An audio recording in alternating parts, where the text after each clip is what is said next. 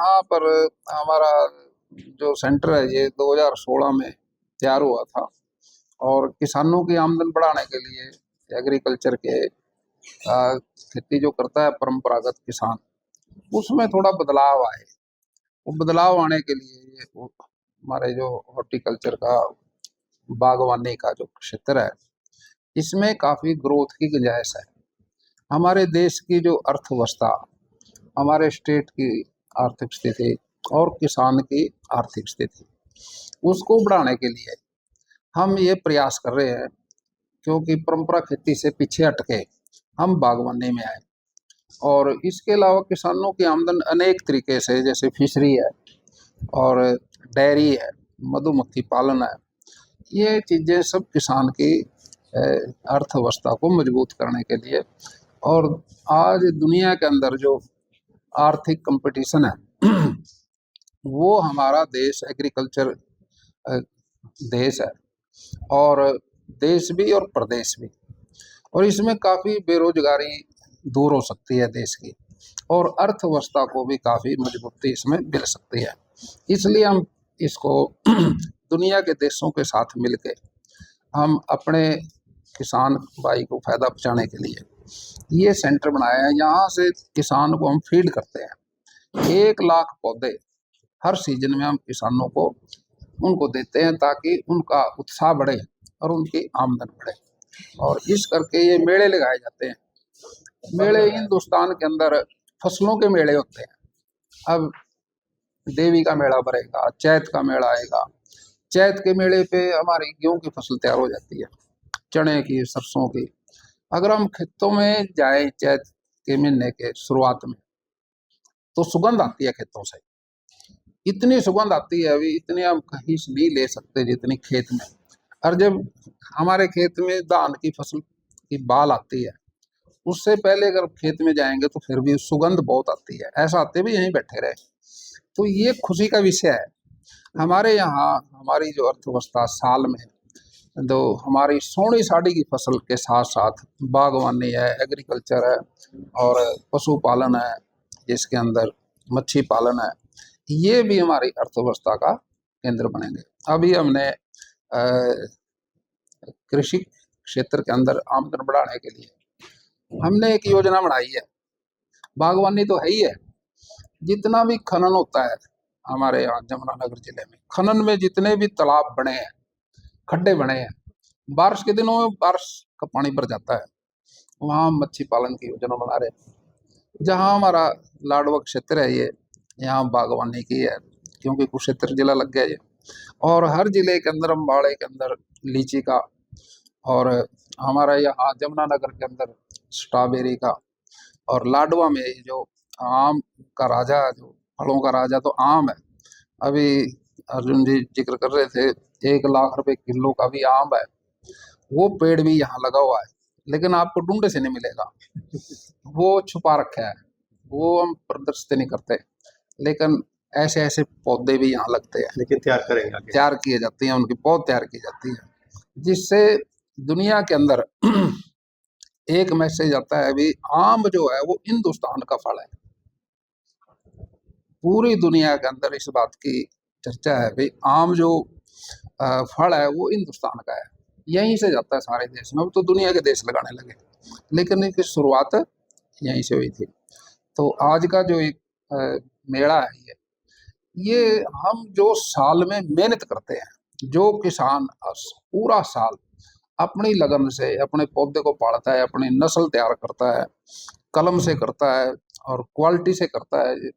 एक पेड़ पे 6 तरह की कलम लगी, अब 6 तरह के फल लग गए, वो भी है। तो यहाँ हम अपने देश के अंदर किस तरह से इसका बढ़ावा कर रहे हैं, और हम समझते हैं भाई इसी बागवानी के जरिए से हमारे लोगों की सेहत भी ठीक रहेगी और आजमा भी ठीक रहेगा, और टेस्ट भी आएगा इससे, और हमारे आने वाली पीढ़ी को रोजगार भी मिलेगा। और हम दुनिया की मार्केट के अंदर हिंदुस्तान की अर्थव्यवस्था को अपने इस प्रयास से, स्टार्टअप योजना है, हर भारतवासी कुछ ना कुछ करेगा तो हिंदुस्तान की अर्थव्यवस्था 2027 में तीसरे नंबर पे आ जाएगी। ये मोदी जी का प्रयास है। और नायब सैनी जी का प्रयास है। नायब सैनी जी यहाँ से चुनाव लड़ते हैं लाडवा से, और लाडवा हर तरह से सक्षम भी है, और वो प्रो किसान है सारे यहाँ, और छत्ती बिरादरी के लोग मिलके खेती करते हैं, त्योहार मनाते हैं, ये एक फेस्टिवल है। और जो यहाँ पर पंचकुला में तो आम का ही था, यहाँ 6 फलों का है, इकट्ठा है, मल्टीपर्पज है।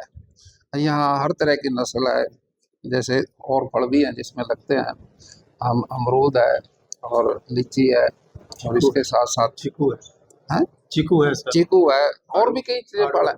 हाँ जी, ये फल भी यहाँ लगते हैं। तो मंत्री जी, जैसे बागवानी है, किसान बागवानी लगाते हैं, इसमें पानी की खपत भी कम होती है और सरकार इसमें सब्सिडी भी देती है। कहीं ना कहीं जो किसान है, अगर ज्यादा बागवानी लगाएंगे फायदा बहुत ज्यादा होगा, पानी की भी बचत होगी। नहीं, देखिए, देखो एक बात है, कोई चीज को हम शुरुआत करते हैं, हमें जिस चीज की किसान से जानकारी मिलती है हम उसी को मान लेते हैं। जो करते करते उसको जो तकलीफ आएगी, जो कठिनाई आएगी, जो दिक्कत आएगी, जो फाइनेंस दिक्कत आएगी, उसको हम उसी तरह से दूर करेंगे। हमारा काम तो मदद करना है। एक बार हम अपनी समझ से करते हैं, फिर हम किसान की समझ से चलते हैं। अब किसानों ने ये कहा जिसकी बाउंड्री और फेंसिंग होनी चाहिए बाग की, हमने कहा इसमें सब्सिडी दे देंगे। और जो चीज बिजली का था, जैसे मच्छी पालन में, हमने उस पर सब्सिडी दे दी 30 किलोवाट पे, पहले 10 पे थी, अब वो उसको ज्यादा बढ़ा दिया। अगर यहाँ भी कोई दिक्कत आती है हम उसको दूर करेंगे। तो मंत्री जी, कहीं ना कहीं जिस तरह से लगातार भूमि का दोहन होता है, धान और बार बार गेहूं लगाई जाती है, तो प्रदेश के मुखिया नायब सैनी जी से पहले जो मुखिया रहे मनोहर लाल खट्टर, उन्होंने कहा कि किसान को ये खेती को जो चीज है, खेती को छोड़ के नहीं, खेती को रोटेशन में करके, ये भी खेती है। खेती में हम कुछ हिस्सा अपने बागवानी में लाएं, कुछ हिस्सा मच्छी पालन में लगाएं, कुछ हिस्से में चारा बोल के हम पशुपालन में लगाएं, यानी कि खेती है ये भी।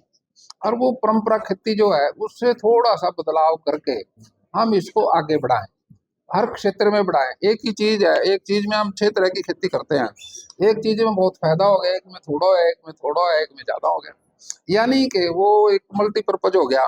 कई बार किस चीज में फायदा हो जाए, किस फसल में रेट ठीक आ जाए, कुछ मार्केट पे भी डिपेंड करता है। हम आलू की खेती करते हैं, टमाटर की खेती करते हैं, प्याज की खेती करते हैं, लहसुन की खेती करते हैं, उसमें हम मार्केट में ले जाते हैं, किसान को हम उसकी भरपाई करते हैं, उसकी क्षति पूर्ति पूरी करते हैं। अगर वो रेट से कम बिकती है तो जे फार्म पे उसी टाइम उसको अपलोड करके उसको डिफरेंस उसका सरकार देती है, किसान को घाटे में नहीं रहने देते, उसको क्षति पूर्ति करती है। इसलिए किसान के साथ खड़ी है सरकार। और मैं समझता हूँ मोदी जी ने किसान की आमदन को दुगना करने की बात 2014 में कह दी थी। अब देखो कितना बदलाव आया। 2014 में खेती कितनी थी, और देश के अंदर जो विकास हुआ 10 साल में, 11 साल में, वो भी आपके सामने है। अब कितना नेशनल हाईवे बने हैं, कितनी सड़कें बनी हैं, कितने मेडिकल कॉलेज बने हैं, कितने वैसे कॉलेज बने हैं, लड़कियों के कॉलेज बने हैं, हॉस्पिटल बने हैं, ये सब विकास ही है। तो क्या प्राकृतिक खेती और बागवानी की तरफ किसानों को क्या प्रयास कर रही है सरकार? देखिए, प्राकृतिक खेती 3 तरह की है।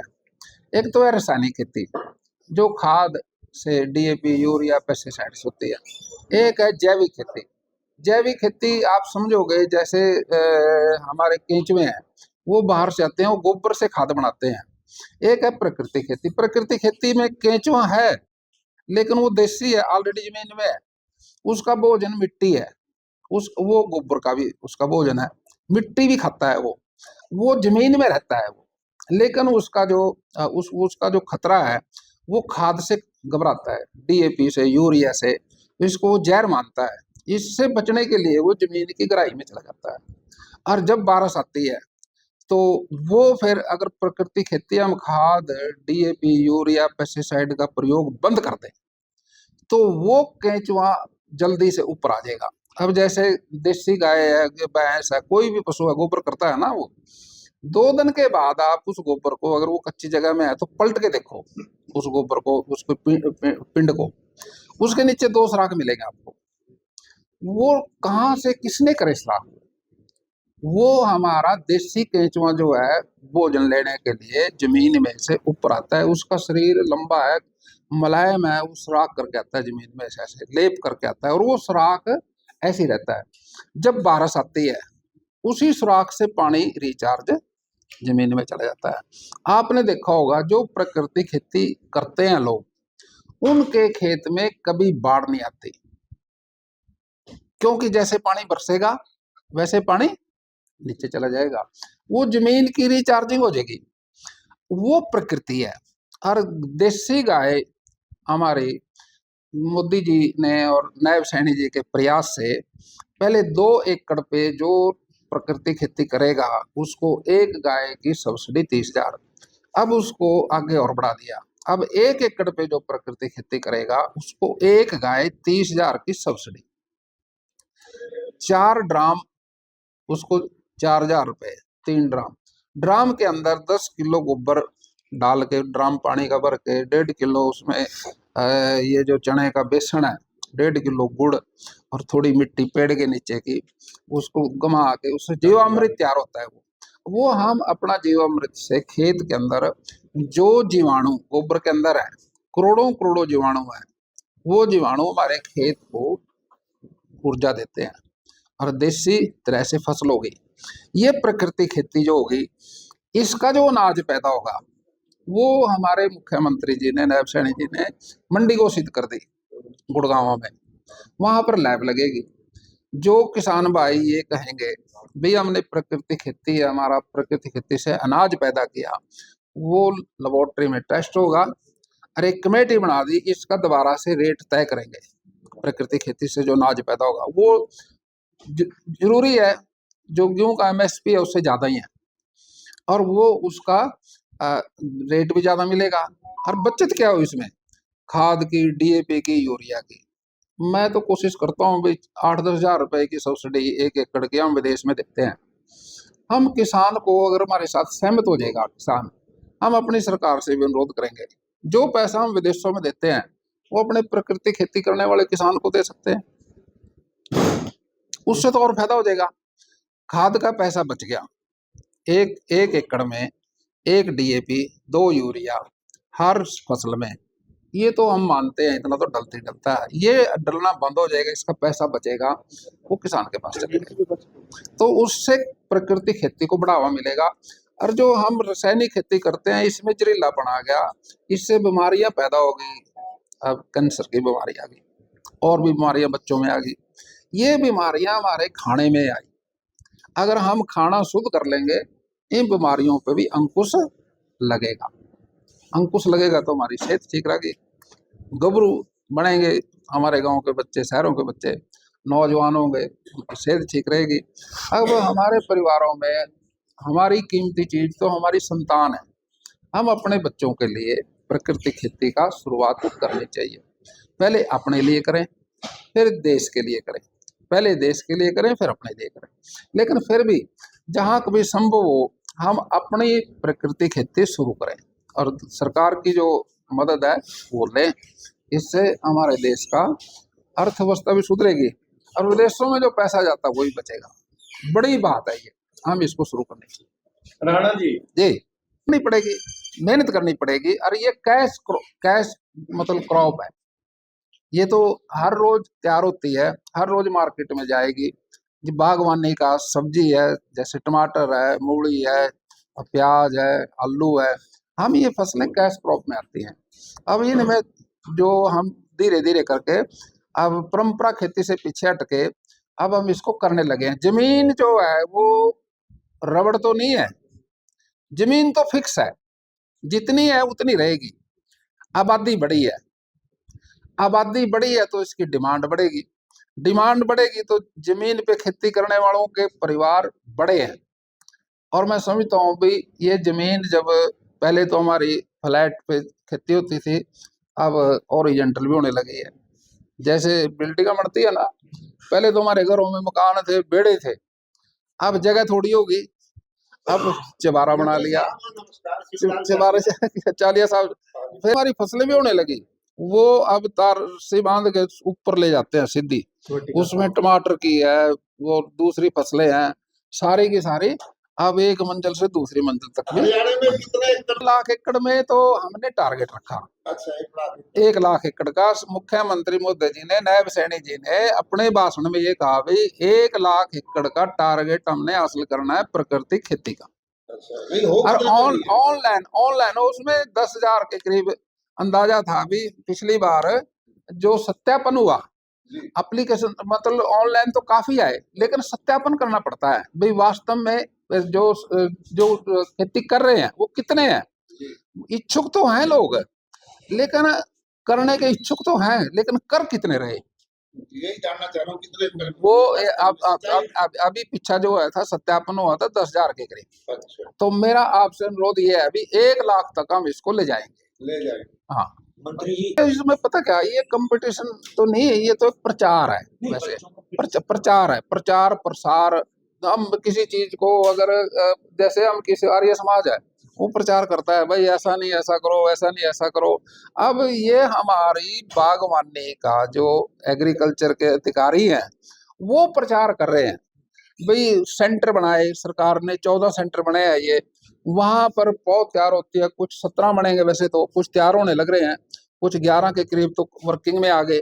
लेकिन ये टोटल इसीलिए है अभी जगह जगह हर जिले में एक एक, हर जिले में एक एक प्रचार प्रसार का माध्यम है लोगों तक जाने का। मंत्री जी जहां बार बार आएंगे सीखेंगे, मतलब 1000 आए और 15 ने इसको शुरू कर लिया, ऐसा तो नहीं अभी सारे आएंगे सारे कर लेंगे, तो कुछ उसमें परसेंटेज कर पाती है। अब हम ट्रायल देते हैं, पेपर तो ले लिया 1 लाख का, नौकरी तो 300 को मिली, राणा जी वो तो सिस्टम है। वो तो उसी तरह से 7 साल हो गए। यार ये तो इंटरेस्ट है देखने वाले की, नजर है। तो कोई किसी चीज भाषण दिया किसी एक स्टेज पे और जाते टाइम कह रहे यार फलानी बात बड़ी अच्छी कही उसने। अब किसको कौन सी चीज पसंद आती है कौन सी नहीं आती है, इससे किसान जो है यहाँ से प्रभावित होके जाते हैं। 100 आए 10 प्रभावित हो गए, 10 ने अच्छा मान लिया, 10 की तो बढ़ोतरी हुई। देखने में जब 100 में से 5 आदमी इम्प्लीमेंट करेंगे तो ऐसा लगेगा किसी ने कुछ नहीं कराया यार। लेकिन जब वो धीरे अगले साल 5 और आ गए, अगले साल 5 और आ गए, जब वो 25-30 का दायरा हो जाएगा फिर नजर आएगा। मंत्री जी पिछली जो सरकार समझे ना लोग हैं। अब आप ही बताओ, मैं आपसे, आप ये सवाल पूछ रहे हो मेरे से, मैं किसान हूँ, खेती से जुड़ा हूँ वैसे, चाहे कुछ पहले तो एक किसान ही हूँ। पहले हम मंडी में फसल बेचते थे और फसल मेरी थी, मैं भी खेती करता था, बहुत बड़ी खेती करता हूँ। और वो सारा पैसा किसके खाते में आता था, जिस पे मैंने बेची, आड़ती पे। ये पहले था। मोदी जी आ गए, वो कहने लगे, मनोहर लाल खट्टर जी आए, वो कहने लगे भी जिसका माल उसी का पैसा, जो बेच रहा पैसा उसे खाते में आना चाहिए। इसका विरोध भी हुआ, कुछ किसान भाई भी कहते थे ये गलत है, लेकिन जिसमें आप रचे हो सिस्टम में, उसको तोड़ना बड़ा मुश्किल होता है। अब उस सिस्टम को तोड़ के बीजेपी ने कर दिया भी किसान के खाते में पैसा आएगा कुछ भी हो। इस बात पे बीजेपी अड़ गई। अब किसान क्या कहता है, जो कहा यार बीजेपी ने ठीक किया, हम तो गलत थे। अब ठीक कैसे किया, आपने फसल बेची 6 लाख की, 10 लाख की, 2 लाख की, जितने की आपकी फसल थी, आपका पैसा आपके 48 घंटे में खाते में आ गया। आपने कोऑपरेटिव के पैसे देने हैं 1 लाख रुपया, आपने 1 लाख रुपया कोऑपरेटिव को दे दिया, वो बिना इंटरेस्ट के 1 लाख आपको दोबारा मिल गया। एक चीज तो निपट गई, देनदारी तो निपटे। अगर आपके खाते में ना आते फिर क्या करते, नहीं निपट सकते थे आप। वो जो मैं भी आड़ती हूँ, मैं हिसाब करूंगा फसल के बाद, उसमें इंटरेस्ट भी कटेगा, खर्चा भी कटेगा, डीजल भी कटेगा, उसमें आपको बचत आ गई कम, उससे आप सारा काम नहीं निपट सकते। फिर कर्जे पे कर्जा, फिर कर्जे पे कर्जा।